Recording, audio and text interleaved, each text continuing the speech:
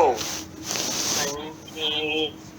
विभूषित करा नवनीर्दाभा पीताम्बरादरुणबिम्ब फलाधरोष्ठ पूर्णेन्दु सुन्दर मुखा दरविन्द नेत्रात् कृष्णात् परं किमपि त्वमहं न जाने कृष्णात् परं किमपि त्वमहं न जाने। श्रीमद् भगवत गीता अथ द्वादशो अध्याय। एकादश अध्याय के अंत में श्री कृष्ण ने बार बार बल दिया कि अर्जुन, मेरा यह स्वरूप जिसे तूने देखा तेरे सिवाय न पहले कभी देखा गया है और न भविष्य में कोई देख सकेगा। मैं न तप से, न यज्ञ से और न दान से ही देखे जाने को सुलभ हूँ, किंतु अनन्य भक्ति के द्वारा अर्थात मेरे अतिरिक्त अन्यत्र कहीं श्रद्धा बिखरने न पाए, निरंतर तैल धारावत मेरे चिंतन के द्वारा ठीक इसी प्रकार जैसा तूने देखा, मैं प्रत्यक्ष देखने के लिए, तत्व से साक्षात जानने के लिए और प्रवेश करने के लिए भी सुलभ हूँ। अतः अर्जुन, निरंतर मेरा ही चिंतन कर भक्त बन। अर्जुन, तू मेरे ही द्वारा निर्धारित किए गए कर्म को कर। यह एक भाव आ रहा है कि भगवान जो बार बार अर्जुन को संबोधित कर रहे हैं, तो यहाँ पे हम समझें कि ये हम सब साधकों को, भक्तों को कहा जा रहा है। ऐसा ना मान के छोड़ दें कि ये केवल अर्जुन के लिए भगवान बोल रहे हैं। तो ये सारे भाव जो भगवान दे रहे हैं अपने भक्त को, हमें ग्रहण करने हैं। आगे भगवान कह रहे हैं कि तू मेरे ही द्वारा निर्धारित किए गए कर्म को कर। माना जो गुरु हमें बताते हैं, सत्संग में जो हमें विचारधाराएं, मार्ग मिलता है, हमें उस पर चलना है। मत परमहा अपितु मेरे परायण होकर, मेरे द्वारा निर्धारित किए हुए कर्म को तो करना ही है, पर कैसे करना है? मेरे परायण होकर। और क्या तात्पर्य है इसका? अनन्य भक्ति ही उनकी प्राप्ति का माध्यम है। इस पर अर्जुन का प्रश्न स्वाभाविक है कि जो अव्यक्त अक्षर की उपासना करते हैं, माना निराकार की उपासना करते हैं, और जो सगुण आपकी उपासना करते हैं, आपके में सामने सद्गुरु रूप में भगवान जैसे हैं उपस्थित, तो वो सगुण की उपासना, इन दोनों में श्रेष्ठ कौन है? यहाँ इस प्रश्न को अर्जुन ने तीसरी बार उठाया है। अध्याय 3 में उसने कहा, भगवान, यदि निष्काम कर्म योग की अपेक्षा सांख्य योग आपको श्रेष्ठ मान्य है, तो आप मुझे भयंकर कर्मों में क्यों लगाते हैं? इस पर श्री कृष्ण ने कहा, अर्जुन, निष्काम कर्म मार्ग अच्छा लगे चाहे ज्ञान मार्ग, दोनों ही दृष्टियों से कर्म तो करना ही पड़ेगा। इतने पर भी जो इंद्रियों को हठ से रोककर मन से विषयों का स्मरण करता है, वह दंभाचारी है, ज्ञानी नहीं। अतः अर्जुन, तू कर्म कर। कौन सा कर्म करे? तो नियतम कुरु कर्मत्वम, अर्थात निर्धारित किए हुए कर्म को कर। निर्धारित कर्म क्या है? तो बताया, यज्ञ की प्रक्रिया ही एकमात्र कर्म है। फिर यज्ञ की विधि को बताया, जो आराधना चिंतन की विधि विशेष है और परम में प्रवेश दिलाने वाली प्रक्रिया है। जब निष्काम कर्म मार्ग और ज्ञान मार्ग दोनों में ही कर्म करना है, वो यज्ञार्थ कर्म करना है और क्रिया एक ही है, तो अंतर कैसा? भक्त कर्मों का समर्पण करके इष्ट के आश्रित होकर यज्ञार्थ कर्म में प्रवृत्त होता है, तो दूसरा सांख्य योगी अपनी शक्ति को समझकर, यानी कि अपने भरोसे उसी कर्म में प्रवृत्त होता है, पूरा श्रम करता है। अध्याय 5 में अर्जुन ने पुनः प्रश्न किया, भगवान, आप कभी सांख्य माध्यम से कर्म करने की प्रशंसा करते हैं तो कभी समर्पण माध्यम से निष्काम कर्म योग की प्रशंसा करते हैं। इन दोनों में श्रेष्ठ कौन है? यहां तक अर्जुन समझ चुका है कि कर्म दोनों दृष्टियों से करना होगा।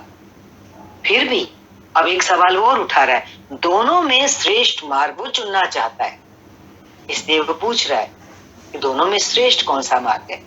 श्री कृष्ण ने कहा, अर्जुन, दोनों ही दृष्टियों से कर्म में प्रवृत्त होने वाले मुझको ही प्राप्त होते हैं, किंतु सांख्य मार्ग की अपेक्षा निष्काम कर्म मार्ग श्रेष्ठ है। देखो, बिल्कुल भगवान स्पष्ट रूप से बोल रहे हैं, यहाँ पर निष्काम कर्म मार्ग की महिमा कर रहे हैं, श्रेष्ठ बता रहे हैं, हमें ध्यान देना है। निष्काम कर्म योग का अनुष्ठान किए बिना ना कोई योगी होता है और ना ज्ञानी। सांख्य योग दुष्कर है, उसमें कठिनाइयां हैं। देखो, भगवान अपने जीवों की, भक्तों की कठिनाई को समझते हुए महिमा कर रहे हैं ना निष्काम कर्म मार्ग की। हम तो अपनी बुद्धि से नहीं समझ सकते कि हमारे लिए क्या हितकारी है, क्या हमारे लिए सही रहेगा।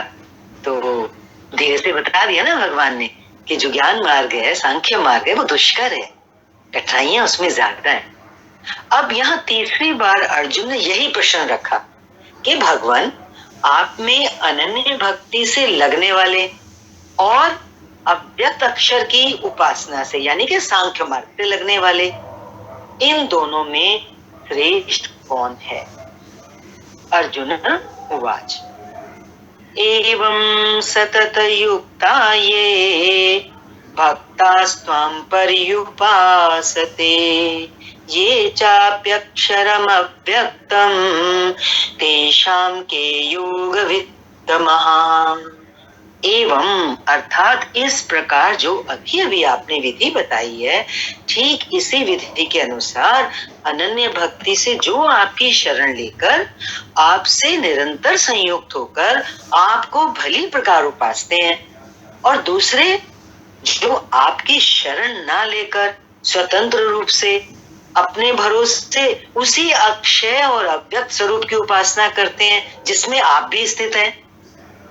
इन दोनों प्रकार के भक्तों में अधिक उत्तम वेत्ता कौन है?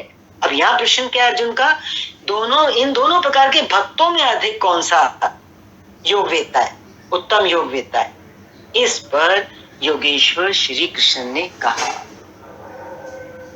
श्री भगवानुवाच, मय्यावेश्य मनो ये मां नित्ययुक्ता उपासते, श्रद्धया परयोपेतास ते मे युक्ततमा मतः।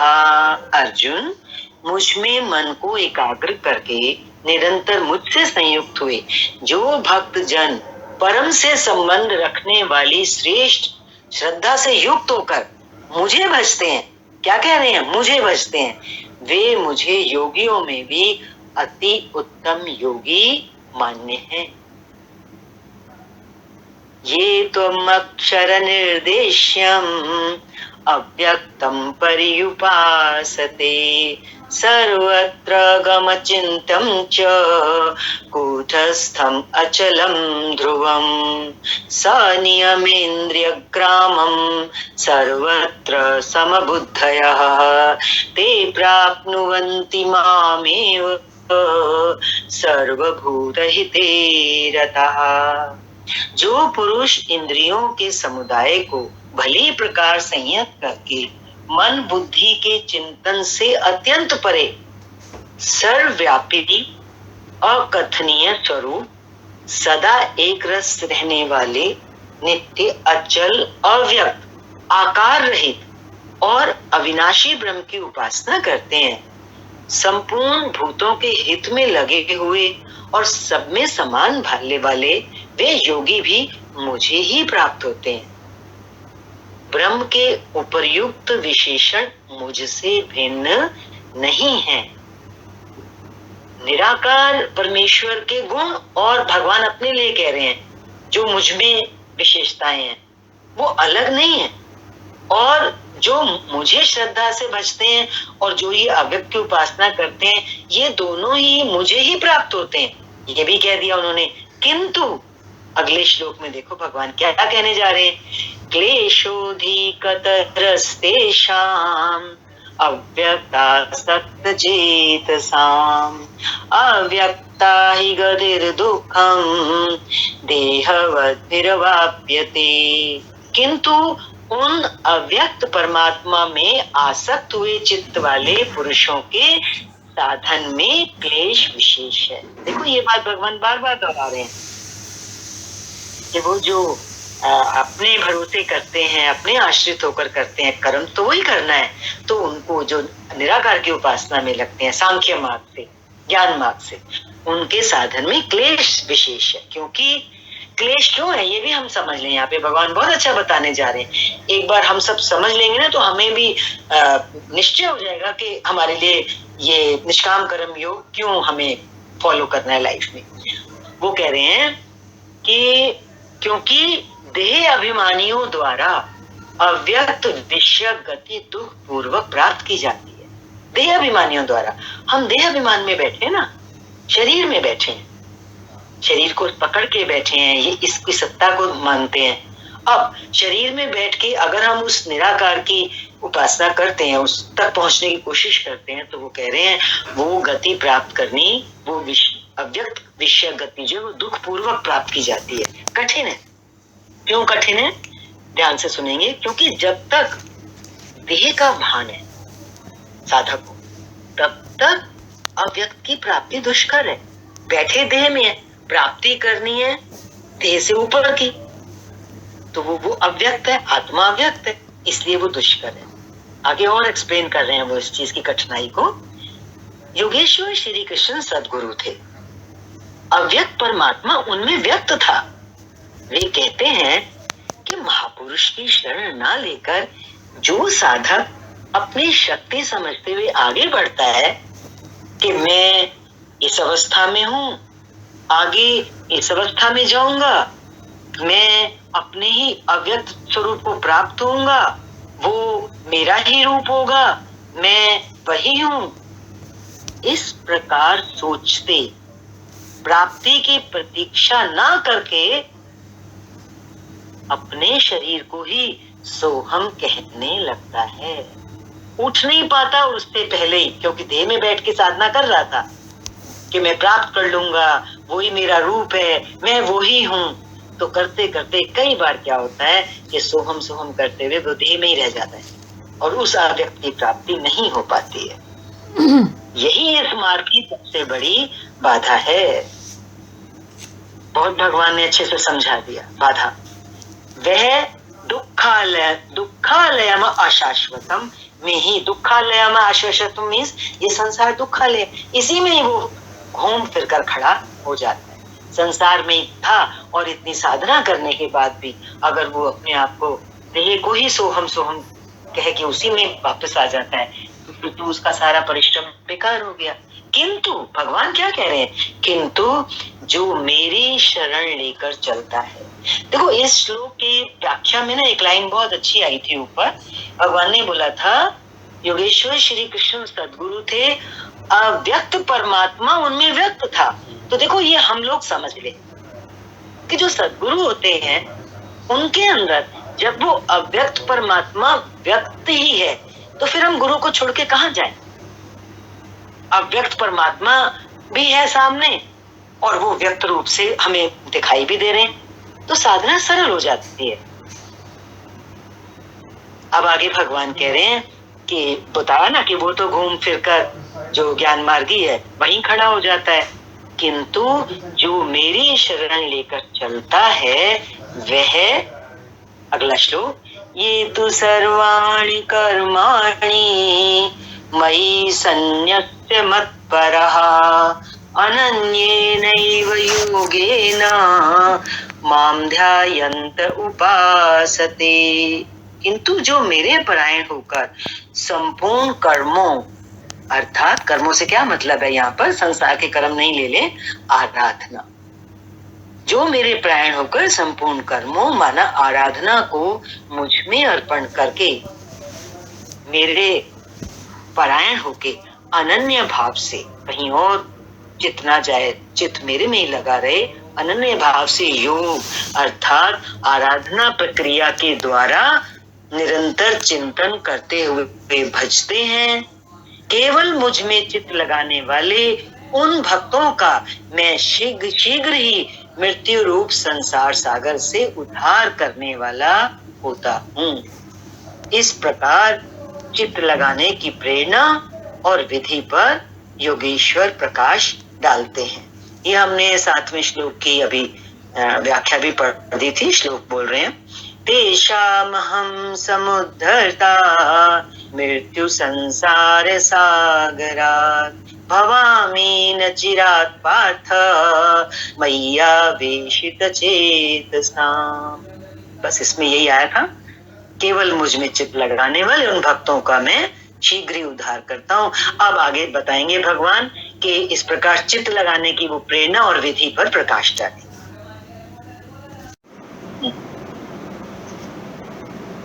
श्लोक नंबर 8, मय्येव मन आधत्स्व मयि बुद्धिं निवेशय निवसिष्यसि मय्येव अतः ऊर्ध्वं न संशयः।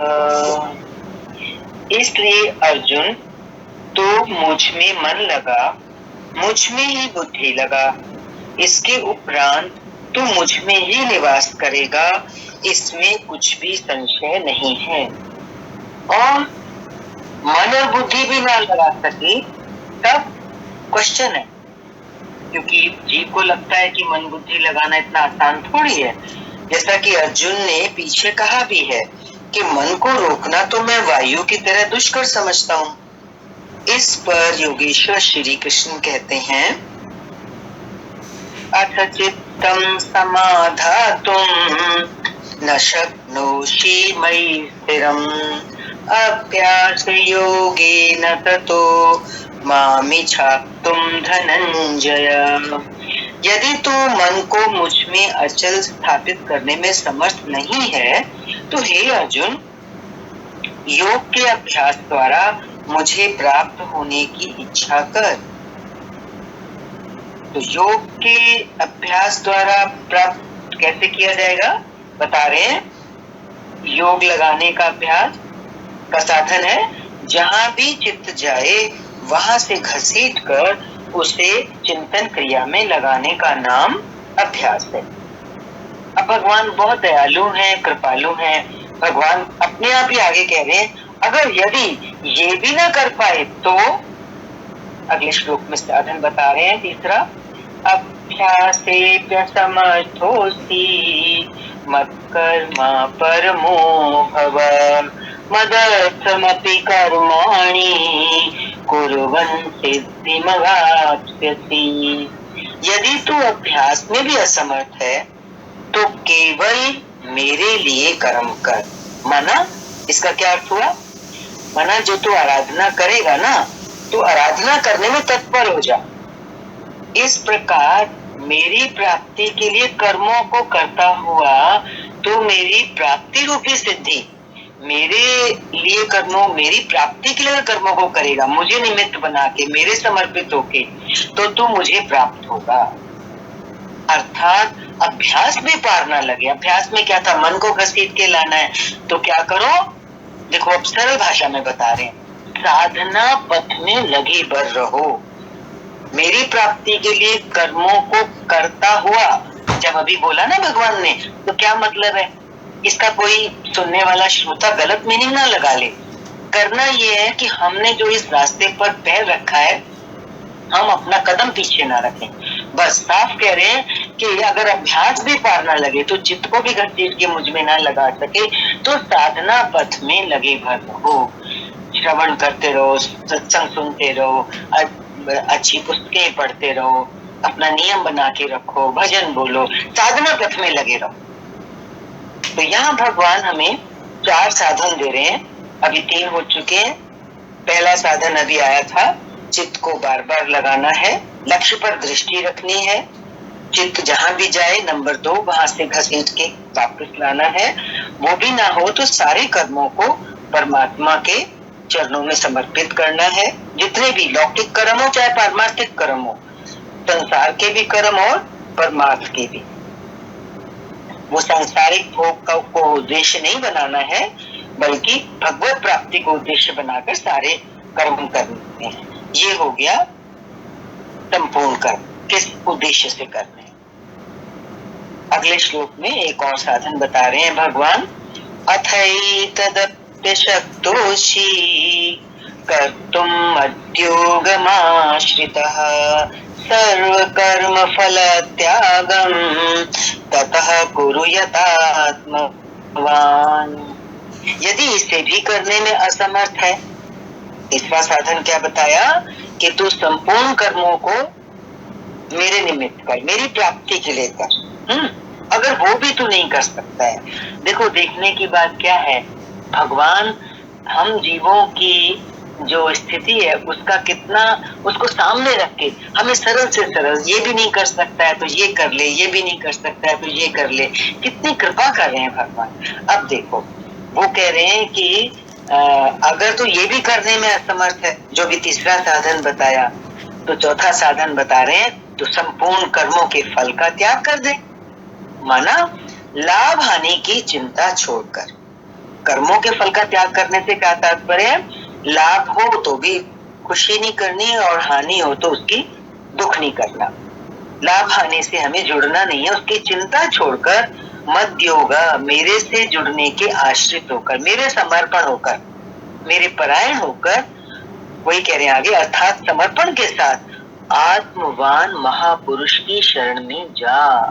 बस इतना ही करना है और फिर उनसे प्रेरित होकर कर्म स्वतः होने लगेगा, है ना। संपूर्ण कर्म करते जाओ, चाहे वो लौकिक कर्म हो चाहे वो पारमार्थिक कर्म हो। पहली बात तो अगर उनको तुम, जो तीसरा साधन था, भगवान ने कहा था कि मुझे उद्देश्य बना के करो, ना कि संसार के भोगों को संग्रह करने के उद्देश्य से, भगवत प्राप्ति के उद्देश्य से करो। अगर तुम वो भी नहीं कर सकते हो तो महापुरुष की शरण में जाओ और फिर जो भी जीवन में हो रहा है लाभ हानि की चिंता को छोड़ दो। ये तो आसान है, ये तो इतना तो करेगा ही भक्त। तो भगवान क्या कह रहे हैं, महापुरुष की शरण में जाओ और उनसे प्रेरित होकर कर्म स्वतः होने लगेगा। जो कर्म होना चाहिए साधक के जीवन में, फिर वहां जाकर होने लगेगा। तो घूम फिर के देखो बात कहाँ आ रही है, मनुष्य के अपने हाथ में तो नहीं है ना अपना उद्धार, अपना कल्याण। भगवान ने तो 3-4 रास्ते बताए, लेकिन लास्ट में भगवान क्या कह रहे हैं, एक तो तू लाभ हानि की चिंता मत कर। होता है ना, सामान्य दृष्टि से अगर हम देखें तो मनुष्य कहाँ फंसा हुआ है, लाभ और हानि में फंसा हुआ है। उससे निकाला भगवान ने, ये त्याग करना है, संपूर्ण कर्मों के फल का त्याग कर दिया भगवान ने। यहाँ पर ये साधन बताया, त्याग रूपी साधन बताया। और लेकिन इसके साथ साथ किस चीज की जरूरत बता रहे हैं भगवान, कि तू किसी आत्मवान महापुरुष की शरण में जा। और इसी से लिंक करके भगवान कह रहे हैं कि आत्मवान महापुरुष की शरण में जाएगा तो उनकी प्रेरणा से तेरा कर्म स्वतः होने लगेगा। कौन सा कर्म, वही नियत कर्म। नियत कर्म में परमात्मा की प्राप्ति। तो हमें समझना ये कि परमात्मा प्राप्ति तो हमें तभी होगी ना जब हम महापुरुष की शरण में जाएंगे, क्योंकि उनके अंदर जो ऊर्जा होती है, जो पवित्रता होती है, वही हमारा काम करती है। उनकी कृपा, उनकी दृष्टि, उनका ज्ञान। तो यहाँ तक श्लोक नंबर 8, 9, 10 और 11 में 4 साधन बताए हैं भगवान ने। अब हम ले रहे हैं श्लोक नंबर 12। श्रेयो हि ज्ञानम अभ्यासात् ज्ञानाध्यानम विशिष्यते। एक लाइन ऊपर रह गई, मैं उसको पढ़ना चाह रही हूँ। उनसे प्रेरित होकर कर्म स्वतः होने लगेगा। समर्पण के साथ कर्म फल के त्याग का महत्व बताते हुए योगेश्वर श्री कृष्ण कहते हैं, ये श्लोक नंबर 12वां जो आ रहा है ना, ये इस भाव से जुड़ा हुआ है कि ऊपर वाले 11वें श्लोक में आया था कि हमें महापुरुष की शरण में जाना है, तो एक तो हम उनके समर्पित हो गए, उनके पास चले गए, और इससे ऊपर वाले श्लोक में कर्म के फल के त्याग की बात आई थी, श्लोक नंबर 10 में, कि कर्म के फल का त्याग कर दे, श्लोक नंबर 11 में, है ना। तो दो बातें आई, महापुरुष की शरण में जाना है और कर्म फल का त्याग करना है। तो इसका महत्व बताते हुए अभी ये श्लोक नंबर 12 हम ले रहे हैं, जिस पर योगी श्री कृष्ण कह रहे हैं, श्रेयो हि ज्ञानमभ्यासात् ज्ञानात् ध्यानं विशिष्यते ध्यानात् कर्म फल त्यागात् त्यागात् शांतिरनंतरम। केवल चित्त को रोकने के अभ्यास से, ज्ञान मार्ग से कर्म में प्रवृत्त होना श्रेष्ठ है। वही ज्ञान मार्ग का और कर्म योग का कंपैरिजन करके बता रहे हैं कि ज्ञान मार्ग की तुलना में कर्म में प्रवृत्त होना श्रेष्ठ है। ज्ञान माध्यम से कर्म को कार्य रूप देने की अपेक्षा ध्यान श्रेष्ठ है, क्योंकि ध्यान में इष्ट रहता ही है। अब देखो, ध्यान को कई बार हम बहुत मुश्किल करके ना ले लें। अभी ऊपर वाले श्लोक में जो भगवान ने कहा है कि किसी आत्मवान महापुरुष की शरण में जा, तो आत्मवान महापुरुष की शरण में जाना ही हमारा ध्यान हो जाता है, क्योंकि हमारा जो प्रेम हो जाता है ना उनके साथ, तो कहते हैं ना जिससे प्रेम होता है वो सदा हमारे चित्त में रहता है। तो ये ध्यान ऐसा है कि ध्यान लगाना नहीं पड़ता, गुरु अंदर में धारण हो जाते हैं। एक सामान्य भाषा में भी लोग कहते हैं ना, मैंने गुरु को धारण किया, तो गुरु को धारण किया कि मीन्स गुरु को अपने हृदय में बसा लिया। तो अपेक्षा ध्यान श्रेष्ठ बता रहे, कर्म को कार्य रूप देने की अपेक्षा ध्यान श्रेष्ठ। अगर कर्म ना भी हो सके तो किसी महापुरुष को अपने अंदर बसा लेना, उनके प्रति प्रीति हो जाना, अनुराग का हो जाना, वो तो और भी श्रेष्ठ बता रहे हैं भगवान यहाँ पर। क्यों बता रहे हैं इसको श्रेष्ठ? क्योंकि ध्यान में इष्ट रहता ही है। देखो, ये समझने की बात, ध्यान में इष्ट रहता है। पकड़ने की चीज ये है कि यदि हमारे ध्यान में इष्ट नहीं तो हम खुद ही सोचें, फिर हमारा ध्यान कहाँ जाता है? हमारा ध्यान भटकता रहता है ना। और कहाँ भटकता है? संसार में तो भटकता है, भोगों में तो भटकता है, मोह वालों में तो भटकता है।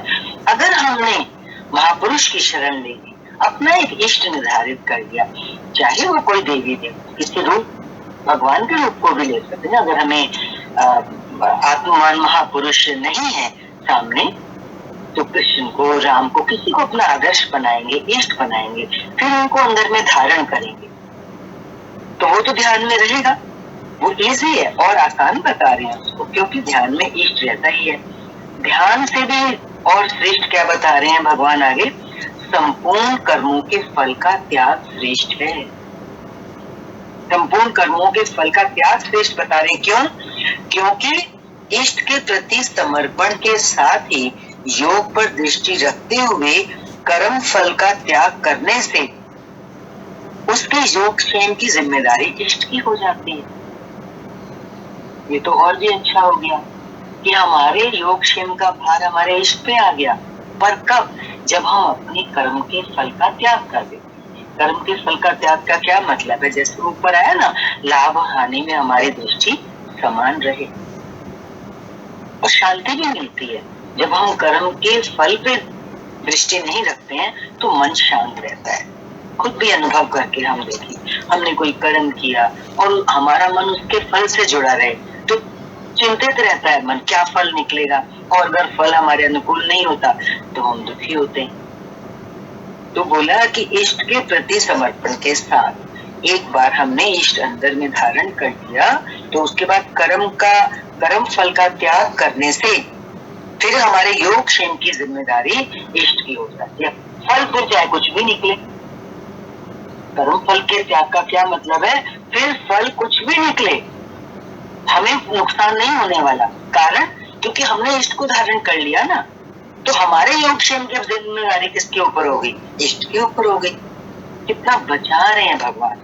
इसलिए इस त्याग से वह तत्काल ही परम शांति को प्राप्त हो जाता है। कहते हैं ना कि बड़ी में बड़ी शांति त्याग में निहित है। किसी चीज को पकड़ने में नहीं, छोड़ने में शांति मिलती है। मुट्ठी बांधो तो दम लगाना पड़ता है, मुट्ठी खोलो तो सारी उंगलियों को, हथेली को आराम मिलता है। ऐसे हृदय की बात है। कुछ अंदर से हम पकड़ के रखते हैं तो हम भारी होते हैं, छोड़ देते हैं, और वो भी किस पे छोड़ रहे हैं? इष्ट के ऊपर छोड़ रहे हैं ना। समर्पण तो हमने वहां किया है, तो सारी जिम्मेदारी जब हमारे इष्ट पे आ गई तो हमारा जीवन कैसा हो गया? परम शांति से भरपूर हो गया। अभी तक योगेश्वर श्री कृष्ण ने बताया कि अव्यक्त की उपासना करने वाले ज्ञान मार्गी की अपेक्षा समर्पण के साथ कर्म करने वाला निष्काम कर्म योगी श्रेष्ठ है। देखो, अब ये बार बार भगवान ने बहुत अच्छे से हमें समझाया है। कर्म योगी समझाया है, समर्पण के साथ कर्म करने से हमें कैसे हमारी साधना श्रेष्ठ है, ये भी भगवान ने बहुत अच्छे से समझा दी। अब भगवान कह रहे हैं कि किंतु दोनों एक ही कर्म करते हैं, ज्ञान मार्गी भी और निष्काम कर्म योगी भी। कर्म दोनों का एक ही, किंतु ज्ञान मार्गी के पथ में व्यवधान अधिक हैं, बाधाएं ज्यादा हैं। वो पीछे बहुत अच्छे से एक्सप्लेन हुआ था। क्योंकि बाधाएं क्या है? उसके लाभ हानि की जिम्मेदारी स्वयं पर रहती है। ज्ञान मार्ग से जो जाता है साधक, तो लाभ हो या हानि हो उसकी जिम्मेदारी उस साधक के ऊपर है। और यहाँ जैसे स्पष्ट हो रहा है, निष्काम कर्म योग का जो मार्ग है, जो कि इष्ट के प्रति समर्पण का मार्ग है, इसमें सारी जिम्मेदारी इष्ट के ऊपर आ जाती है। ज्ञान मार्ग में लाभ हानि की जिम्मेदारी साधक के ऊपर स्वयं पर होती है, जबकि समर्पित भक्त की जिम्मेदारी महापुरुष पर होती है, गुरु पर होती है। इसलिए वह कर्म फल त्याग द्वारा शीघ्र ही शांति को प्राप्त होता है। अगर हमें तुरंत शांति चाहिए जीवन में, तो हमें समर्पण के साथ अपना कर्म करना चाहिए। और अभी बहुत अच्छा ये भी क्लियर हुआ था, 4 साधन जो भी ऊपर चले हैं, चाहे लौकिक कर्म भी हो, खाली ये नियत कर्म का ही फल हमें त्याग नहीं करना है। हमारे सांसारिक कर्म भी तो हैं, हम अपना कर्म करें और फल की तरफ ध्यान ना दें। कोई कहेगा क्यों ना ध्यान दें, फल की तरफ ध्यान नहीं देंगे तो कैसे चलेगा? देखो ना, अब हमने अपना इष्ट धारण कर लिया, या समझो अपने गुरु के प्रति समर्पण कर दिया, तो गीता स्वयं उद्घोष कर रही है कि सारी जिम्मेदारी हमारे इष्ट के ऊपर या हमारे गुरु के ऊपर आ जाती है। जैसे देखो ना, छोटा बच्चा अपनी माँ पे निर्भर करता है, सारी जिम्मेदारी उसकी माँ पर होती है। तो ऐसा जीवन हमारा हो जाए तो पर शांति को उपलब्ध होंगे। इसलिए वह कर्म फल त्याग द्वारा शीघ्र ही शांति को प्राप्त होता है। अब शांति प्राप्त पुरुष के लक्षण बताते हैं।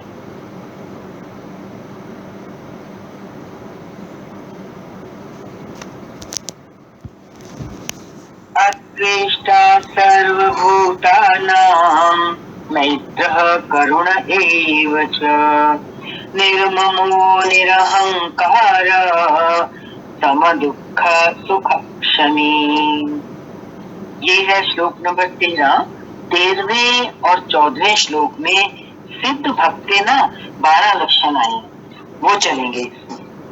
तो ऊपर चला था कि शांति प्राप्त पुरुष के लक्षण बताते हैं भगवान। तो शांति प्राप्त पुरुष के लक्षण अब यहाँ से शुरू होते हैं।